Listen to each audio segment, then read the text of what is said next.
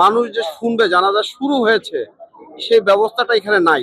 আমরা মিরপুর থেকে আসছি, মেট্রো রেলে আমি চান্স পাই নাই, পরে আমরা রিক্সা করে আসছি। এখানকার যারা দায়িত্বরত ছিল তাদের উচিত ছিল যে এইসব দিকে বাইকের ব্যবস্থা করা। মনে প্রাণে আমি এই জানাজার জন্য এসেছি অনেক কষ্ট করে।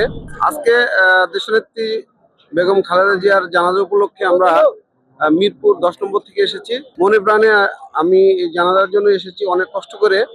যেখান থেকে মেট্রোতে আসার কথা ছিল, কিন্তু মেট্রোতে এত পরিমাণ ভিড় এবং প্যাসেঞ্জার, সেখানে আমরা আসতে পারি না। যে কারণে আমরা একটা অটো রিক্সা নিয়ে আসছি। এসে এটা আমরা 60 ফিট, অর্থাৎ আগারগাঁ 60 ফিটের মাথায় এসে রিক্সাটা ছেড়ে দিয়েছি।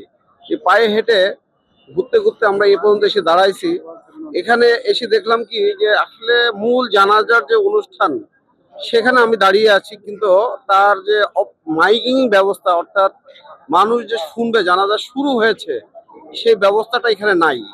যে কারণে আমরা এখন ওদের আগ্রহে দাঁড়ায় রয়েছি, বিভিন্ন মাধ্যমে চেষ্টা করছি। ফেরার পথে জানি না আসলে পায়ে হেঁটে যেতে পারবো কিনা বা কত সময় পরে আমরা গন্তব্য আমার বাসা যেখানে সেখানে পৌঁছাতে পারবো।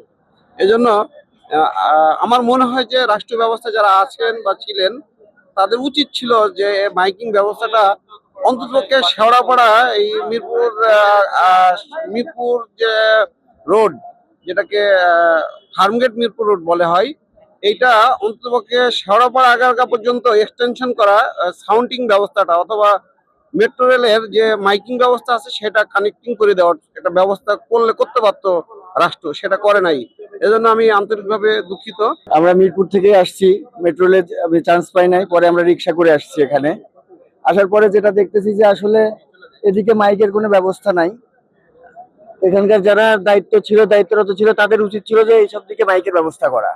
এই ক্ষেত্রে আমরা অনেকটাই সমস্যায় পড়ছি যে আমরা হয়তো জানাজার যে নামাজটা সেটা পাবো কিনা পুরাটা। আমি একটু হতাশ, বিকজ অফ মাইক নাই।